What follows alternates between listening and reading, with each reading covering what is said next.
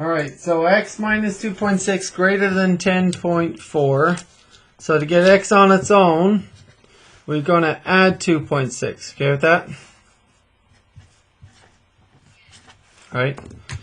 And so on the left we get x, and on the right we've got to add these. 4 and 6 makes 10. Put down 0, carry 1. 1, 0, and 2, that makes 3. Decimal point comes down, and then this 1 comes down. Right? And so it's x greater than 13.0, or just, x greater than 13. Any questions on that part?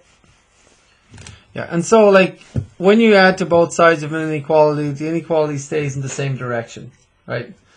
So, yep, so that's all. And so then it says graph each solution set. So graphing it means like here's a number line, right? The number line, by the way, goes from negative infinity to positive infinity. And like I'll say 0 is here, and I'll just say, okay, 13 is here, right? So I don't have to mark every number on it, just the important points. And so if I'm graphing this, how would I graph that? X greater than 13.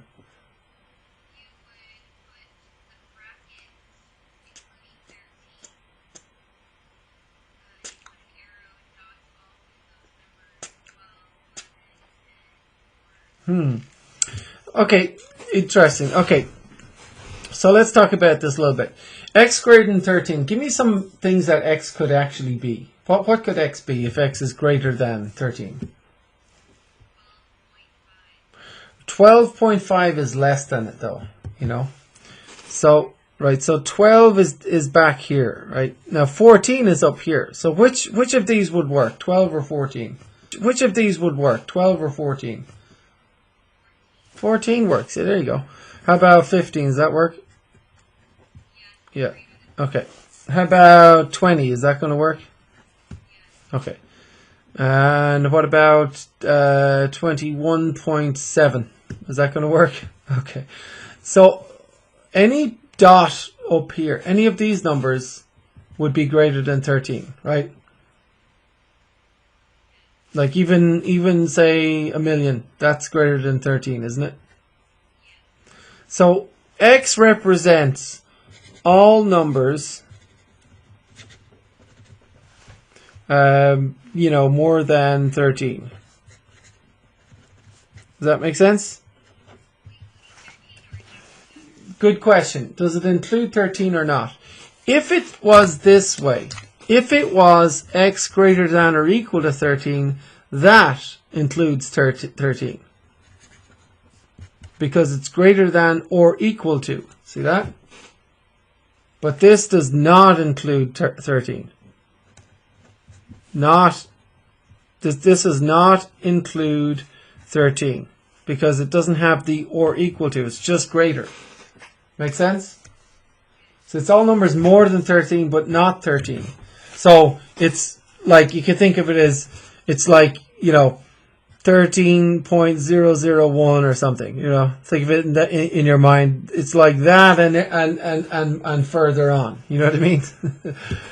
But the numbers have to be more than 13, but it can't be 13. Make sense? Alright. Okay, so to show that it's, everything above 13, you can kind of fill in the number line here. And also, it goes towards infinity, so fill in the arrow there.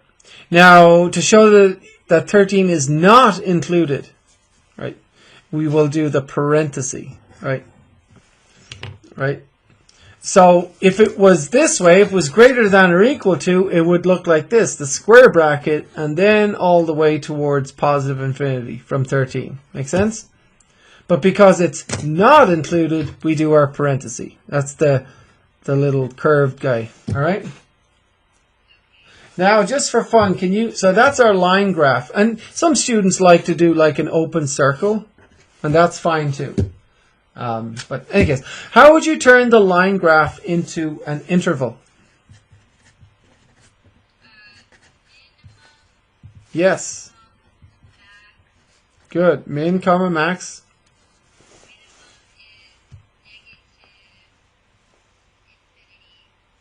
Well, for this set of numbers from 13 to positive infinity, how would you make an interval for this set of numbers?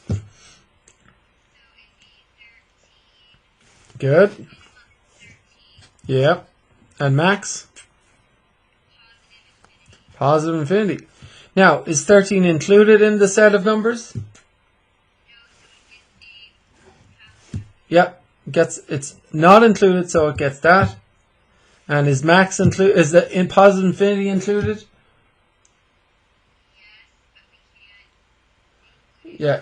You go towards it, but you can never get there, so it has to be a parenthesis. Right. Infinities, whether they're positive or negative, they always have to have a parenthesis beside them.